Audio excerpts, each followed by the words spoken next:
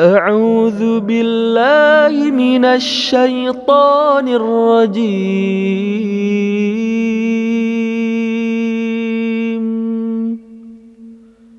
بسم الله الرحمن الرحيم.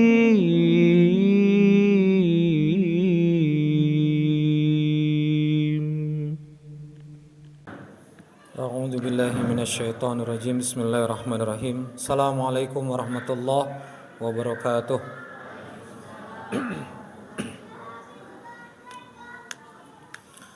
الحمد لله رب العالمين. الحمد لله الذي أنزل السكينة في قلوب المؤمنين ليزدادوا إيمانا مع إيمانهم. أشهد أن لا إله إلا الله وأشهد أن محمدا عبده ورسوله لا نبي بعده. اللهم صل على سيدنا محمد وعلى آله وأصحابه ومن تبعهم بإحسان إلى يوم الدين. وقال رب اشرح لي صدري ويسر لي أمري واحلل عقدة من لساني يفقهوا قولي. ربي أنزلني منزلا مباركا وأنت خيرul munzilin. Sadaqallahul adzim.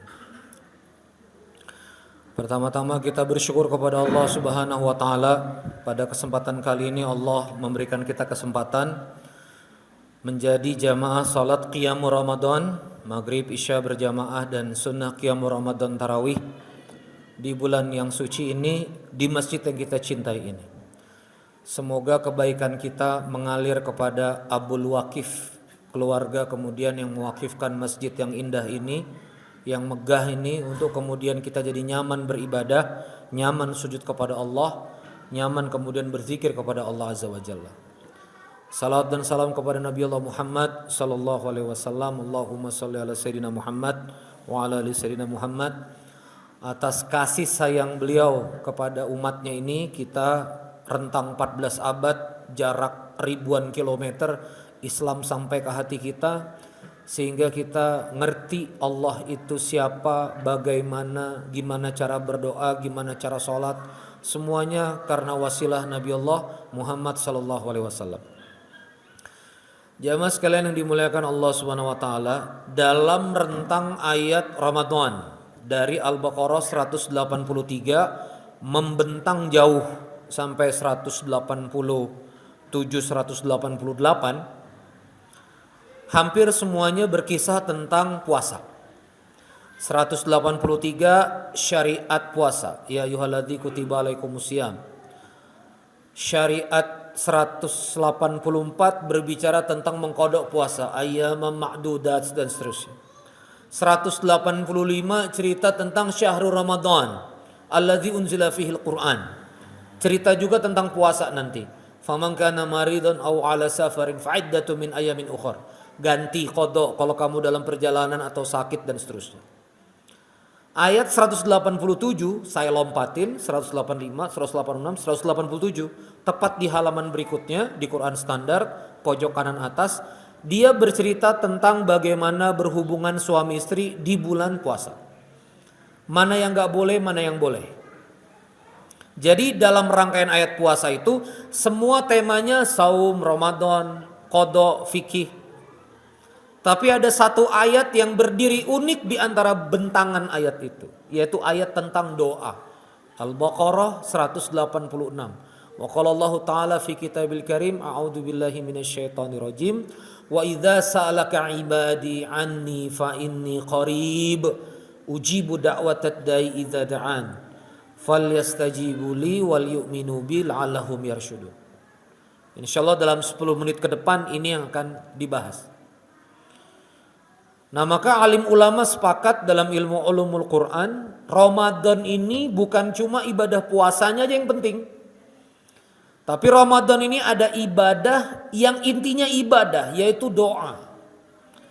Allah itu jengkel, benci sama hambanya yang tidak berdoa. Kenapa? Karena itu sombong. Ya.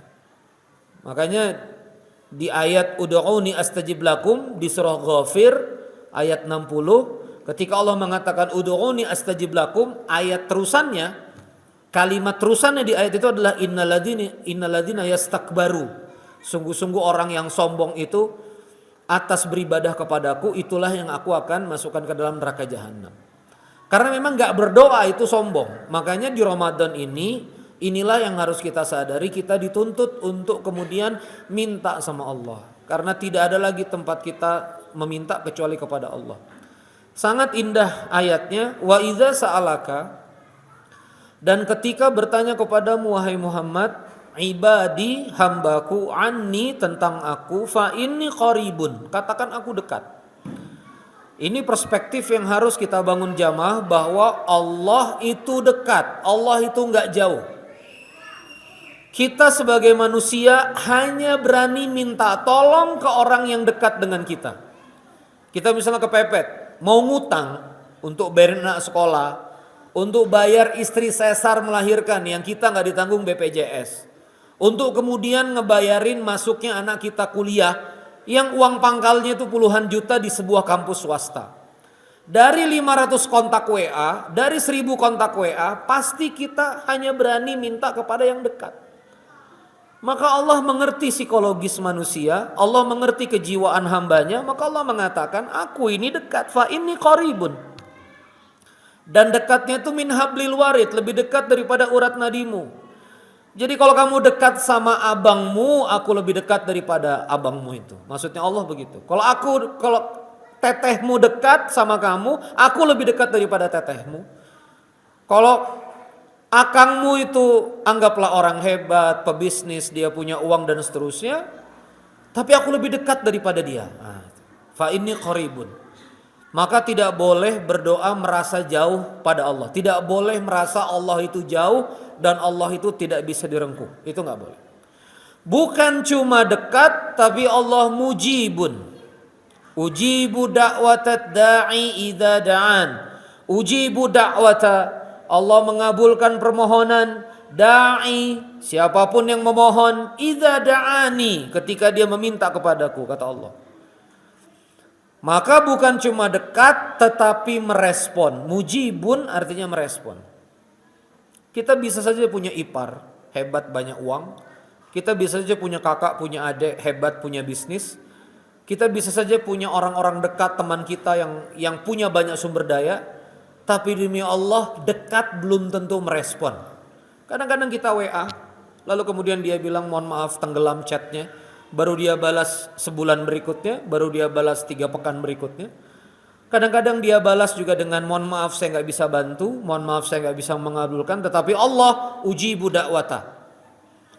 Mamin muslim, setiap muslim yad'u ilallah, yang berdoa kepada Allah, doanya tidak ada mengandung dosa, la ism, tidak ada mengandung memutuskan silaturahim, maka Allah akan mengabulkan doanya ihda min salas, 1 dari 3. Yang pertama dikabulkan langsung, yang kedua disimpan Allah ganjarannya di akhirat, tidak dikabulkan di dunia tapi kemudian diganjar di akhirat.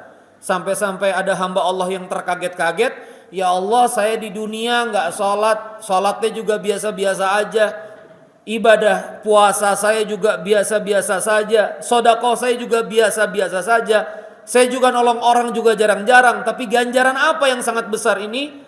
Mengapa saya dapat ganjaran sebegini hebat di akhirat? Apa kata Allah Azza wa Jalla? Karena kamu di dunia hobi berdoa. Kamu di dunia itu hobi meminta, senang minta sama aku, tetapi tidak aku kabulkan di dunia, maka inilah ganjaran atas permintaanmu di akhirat ini. Dan yang ketiga, ketika doa itu tidak dikabulkan, Allah menjauhkan kita dari keburukan-keburukan sebesar dan seberat doa kita. Nah, ini menjadi keimanan bahwa Allah itu mengabulkan, tapi banyak kita nggak ngerasa. Ustadz, kenapa nggak kerasa di kehidupan saya? Seakan-akan tidak ada yang terjadi. Karena harusnya jantungmu di bypass, tapi karena kamu doa, jantungmu sehat-sehat. Harusnya pembuluh otakmu sumbat, kamu stroke, mati setengah badan, tapi karena kamu minta kepada Allah yang baik-baik, kamu sehat walafiat hari ini. Kita cuma ngomong nothing happen Ustaz, tidak ada yang terjadi, saya udah doa banyak. Nah, ini ilmu yang harus kita ilmui di bulan Ramadan ini. Ujibu da'watad da'i idza da'an. Allah kabulkan langsung, Allah respon langsung. Dan siapa yang Allah respon? Da'i, yang meminta. Ayatnya enggak berbunyi ujibu da'watad taqi. Allah mengabulkan permintaan orang yang bertakwa, enggak, tapi ujibu da'watad da'i.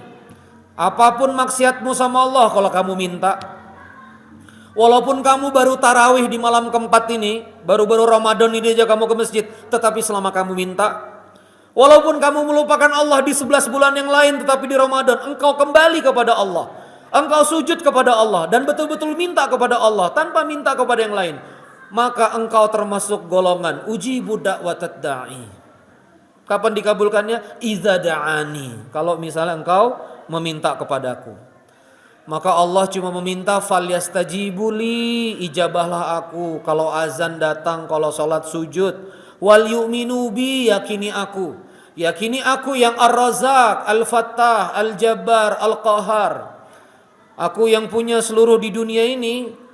Malikal Mulk, aku rajanya raja. Maka imanilah aku bisa bantu bisnismu kembali lagi. Aku bisa bantu rumah tanggamu rukun lagi. Aku bisa bantu anak-anakmu taat lagi. Aku bisa bantu jaga anak-anakmu. Aku bisa bantu jaga keluargamu. Aku bisa bantu kehidupanmu. Itulah Allah Azza wa Jalla. Dia membuka diri bagi hambanya untuk dimintai. La'allahum yarsyudun, semoga engkau mendapatkan rusdah. Itulah ceramah tarawih malam ini. Semoga malam 4 Ramadan ini kita ada sisa sekitar 25 malam lagi kurang lebih, ya. Kalau malamnya 29, jangan lewatkan Ramadan tanpa doa. Wa futihat abwabul jannah. 11 bulan surga ditutup, di Ramadan surga terbuka. Wa ghuliqat abwabun nar, dan ditutup pintu neraka. Maka semoga pintu surga terbuka selama-lamanya untuk kita, ijabah doa, dan pintu neraka setutup-tutupnya. Dan sebaik-baik doa, sebaik-baik permohonan adalah ihdinas siratal mustaqim. Kita minta kepada Allah jalan yang lurus, jalan yang diberi nikmat. Semoga jamaah semuanya disayang Allah. Yang punya masalah diselesaikan Allah masalahnya. Yang lagi berkekurangan Allah cukupkan. Yang lagi berhutang Allah lunaskan. Yang lagi sendiri Allah pasangkan dengan yang baik-baik. Yang sedang berumah tangga Allah sakinahkan. Yang punya anak Allah solehkan anaknya, Allah mudahkan taat. Yang belum punya keturunan, Rabbi habli minas salihin. Allahumma inni as'aluka bihusnul khatimah. Semoga kita dikaruniai mati yang baik-baik, mati di atas salat, mati di atas ngaji, mati di atas iman, lapang kubur kita, dan dijadikan kita umat Nabi Muhammad sallallahu alaihi wasallam, dapat syafaat Nabi, masuk surga Allah Azza wa Jalla tanpa harus kemudian merasakan neraka. Itqun minan nar insyaallah. Rabbana atina fid dunya hasanah wa fil akhirati hasanah wa qina adzabannar. Walhamdulillahirabbil alamin. Wassalamualaikum warahmatullahi wabarakatuh.